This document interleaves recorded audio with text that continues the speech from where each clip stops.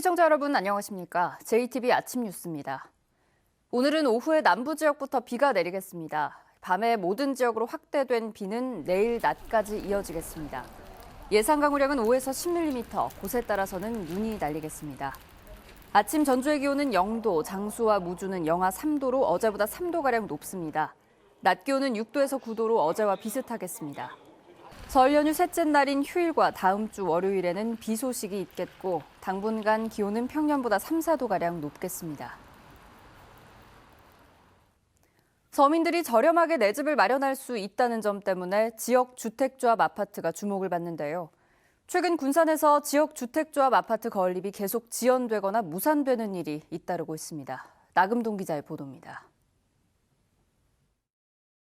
군산시 계정동의 한 지역조합 아파트 부지. 지난 2015년 한 지역주택조합 추진위원회가 일반 아파트보다 100만 원 이상 저렴한 분양가를 내세워 조합원을 모집했습니다. 분양가가 그 당시에 일반 아파트 같은 경우는 600, 700선이었는데 이 아파트 같은 경우는 450만, 500만 원대라는 그 현수막 모든 광고를 했기 때문에 일반 사람들이. 하지만 5년이 다 된 지금 땅 소유권을 확보하지 못해 조합 설립 인가조차 받지 못했습니다. 내 집 마련의 꿈을 안고 3천만 원씩 계약금을 낸 조합원들의 속은 타들어갑니다. 또 시행사도 바뀌고 또 건설사 에서 하여튼 다른 건설사로 또 바뀌고 계속 근데 시간을 끌더라고요. 그래서 되겠지 하면서 지금까지 왔습니다. 지금 아파트도 지금은 이제 포기한 상태고요. 그 들어간 계약금이라도 좀 다는 아니더라도. 역시 2015년부터 군산시 제2정수장에 추진된 또 다른 조합 아파트 건립은 사실상 무산됐습니다. 개발업체는 부지대금 190억 원 가운데 170억 원을 납부하지 못해 결국 지난해 군산시로부터 계약 해지 통보를 받았습니다. 100여 명의 조합원이 입을 피해는 30억 원이 넘는 것으로 추산됩니다. 매입을 했으니까 안전하다, 시에서 도와주고 있고 정책적으로 도와주고 있고 안전하다. 그러니까 저희들이 계약을 한 거죠. 이제 그때 당시에 저희가 연체가 42억이 발생하는지도 모르고. 지역주택조합은 사업 부지 내 토지 소유자 80% 이상의 토지 사용 승낙서를 확보해야 조합 설립이 가능하고 사업계획 승인 때는 95% 이상의 토지 소유권이 필요합니다. 하지만 정작 조합원 모집은 토지 사용 승낙서가 전혀 없어도 가능해 문제가 끊이지 않고 있습니다. 토지 확보가 어느 정도 되어 있는지, 어느 단계에 있는지 이것을 체크하는 것이 가장 중요하고요. 토지 확보가 제대로 안 돼 있을 경우에는 계속적으로 추가 분담금이 눈덩이처럼 커지는 문제가 있기 때문에. 지역주택조합이 실제로 아파트를 짓는 비율은 20%에 불과한 것으로 알려져 투자자들의 각별한 주의가 필요합니다. JTB 뉴스 나금동입니다. 남원시가 3해면에 대규모 산업단지를 조성하고 있습니다. 입주기업이 배출하는 폐수를 처리하는 시설도 단지 안에 만들 계획인데요. 이 폐수 처리장의 위치를 두고 갈등이 심해지고 있습니다. 오정현 기자입니다. 남원시가 2017년부터 1,000억 원가량을 들여 만들고 있는 일반 산업단지. 77만 7천 제곱미터 부지 조성 공사가 곧 마무리되는데 갈등이 불거졌습니다.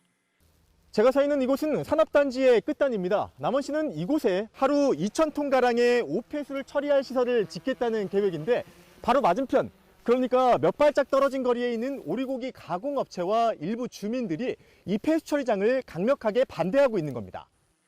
26년 동안 한자리에서 오리 가공업을 해온 영농법인은 폐수 처리장이 코앞에 들어서면 피해가 뻔하다고 말합니다.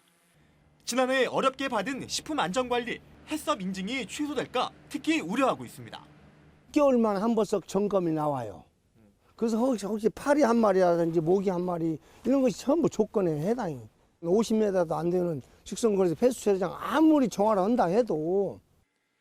남원시는 절차상 문제가 없다고 반박합니다.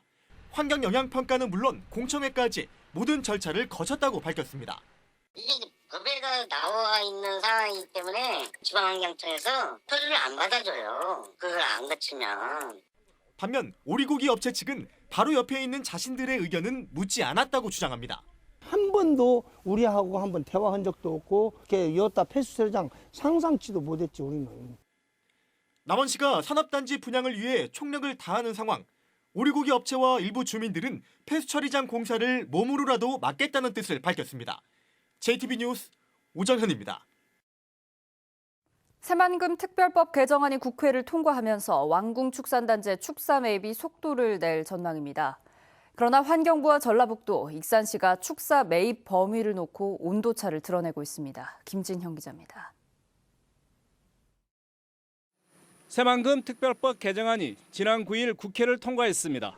새만금 특별법은 새만금의 수질 오염원 발생 지역의 토지 협의 매수 기한을 2024년까지 연장하는 내용을 담고 있어 왕궁축산단지의 현업축사 매입이 탄력을 받을 전망입니다. 왕궁축산단지의 현업축사 면적은 52만 제곱미터로 현재 39만 제곱미터까지 사들여 75%의 매입률을 보이고 있습니다. 전라북도와 익산시는 올해 123억 원을 투입해 4만 제곱미터를 추가로 사들여 매입률을 80% 이상으로 끌어올릴 계획입니다. 문제는 나머지 9만 제곱미터입니다. 전라북도와 익산시는 2022년까지 266억 원을 투입해 나머지 축사도 모두 사들인다는 계획입니다. 현업 축사를 남겨놓을 경우 새만금 수질 개선에 도움이 안 된다는 판단 때문입니다. 환경부나 기재부가 예산을 조금 더 세워줘가지고 완벽하게 이참에 완벽하게 원국 문제를 정리를 해버리면은 이제 원국 문제는 다 끝나버리는 거잖아요. 그러나 환경부는 올해 축사를 사들이면 2011년 환경 개선 종합 대책을 세울 당시에 목표 매입률 80%를 달성하게 된다며 나머지 추가 매입 계획은 아직 없다는 입장입니다. 국가 예산에 반영하거나 계획을 세우기도 조금 어려운 부분이 있고요. 일단은 올해 사업을 추진을 해보고 그 추진 현황을 봐서 향후에 다시 검토가 되어야 되지 않을까 싶습니다.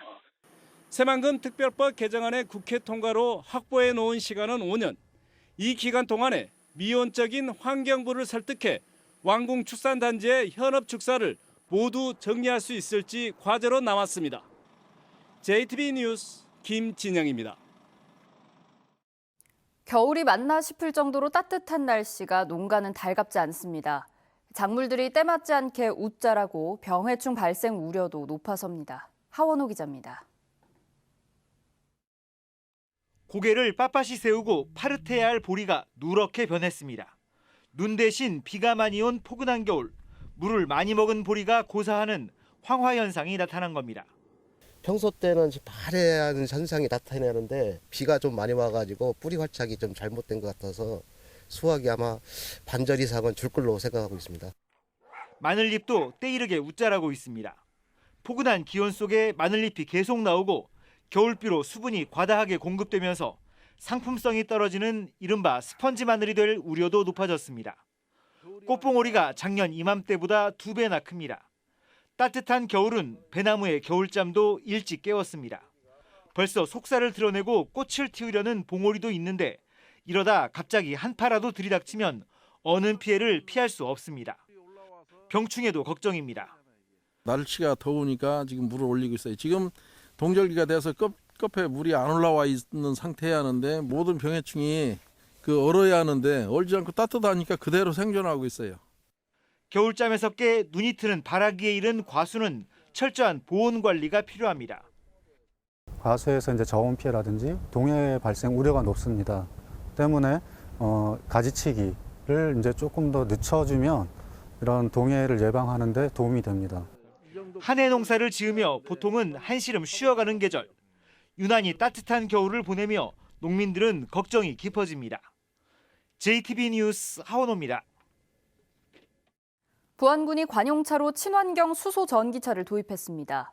남원시가 저소득 노인들에게 목욕탕 이용권을 지급합니다. 주희인 기자입니다. 부안군이 관용차로 친환경 수소전기 승용차 한 대를 처음으로 구입해 운영에 들어갔습니다. 부안군은 수소충전소 완공을 서둘러 민간 수소전기차 보급을 늘리고 수소전기버스도 운행할 계획입니다. 부안 군민들의 삶의 질 향상을 위한 미세먼지 저감을 위해서 부안군 수소충전소가 완공되는 22년 하반기를 기점으로 친환경 수소전기차 보급 사업을 적극 추진할 계획입니다. 김제시가 금평저수지 둘레길인 금평 곁길을 야간에도 찾을 수 있도록 경관 조명을 설치했습니다. 금평 곁길은 3.5km로 김제시는 나무를 추가로 심고 쉼터를 새로 만들 예정입니다. 금평 곁길 경관 조명은 자연 친화적인 이미지에 어울리는 조명으로 시민들의 호응이 아주 좋으며 수변 생태 숲이 완료되면 모악산의 새로운 관광 명소가 될 것으로 기대하고 있습니다. 남원시가 만 70세 이상 기초연금 수급자에게 목욕탕 무료 이용권을 지급합니다. 한 명당 10장이 지급되는 이용권은 남원 지역 목욕탕 15곳에서 사용이 가능합니다. 임실군의 군부대 지원 사업이 군과 지역사회 상생 우수 사례로 국방부 홍보물에 소개됩니다. 임실군은 지난해부터 3호사단 등 지역 군부대 장병들을 위해 외출 차량과 작은 영화관 관람료 할인 등 7개 지원 사업을 해오고 있습니다. JTB 뉴스 주예인입니다. 해양수산부가 서해안 최외곽에 있는 섬 군산 직도의 서쪽 끝에서 반경 5.5km까지의 해역을 수중 레저 활동 금지 구역으로 지정했습니다. 이곳은 공군 사격장으로 쓰이는 곳으로 해수부는 1년에 약 220일 동안 진행되는 사격 훈련으로 다이버의 안전이 우려돼 이번에 처음으로 금지 구역으로 지정했다고 설명했습니다. 수중 레저 활동 금지 구역에서는 스킨다이빙과 스킨스쿠버 같은 수중 레저 활동이 금지되며 위반하면 100만 원 이하의 과태료가 부과됩니다.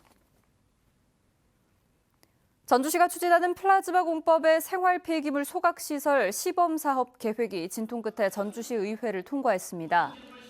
전주시의회는 박병술 의장이 직권상정한 플라즈마 소각시설 설치안을 찬반 토론을 거쳐 찬성 22표, 반대 6표로 통과시켰습니다. 플라즈마 소각시설 설치안은 지난해 3차례나 시의회에 제출됐지만 부결되거나 유보 처리됐습니다. 전주시는 지금의 소각시설 내구 연한이 2026년이기 때문에 새로운 소각공법인 플라즈마 공법에 대한 검증이 필요하다며 사업을 추진했지만 일부 시의원은 경제성이 낮고 기술력이 입증되지 않았다며 반대해왔습니다. 넓고 비좁은 전주시청사를 종합경기장 부지로 옮기면서 상가 건물과 함께 짓는 관상 복합 개발을 검토해야 한다는 주장이 제기됐습니다. 전주시의회 박선전 의원은 전주시가 부족한 업무 공간을 확보하기 위해 한 해 10억 원의 임대료를 주고 시청사 인근 건물 2곳을 임대해 사용하고 있는 실정이기 때문에 종합경기장 개발 사업을 진행할 때 관상 복합 개발로 사업비를 아끼고 임대료까지 얻을 수 있는 방안을 모색해야 한다고 주장했습니다.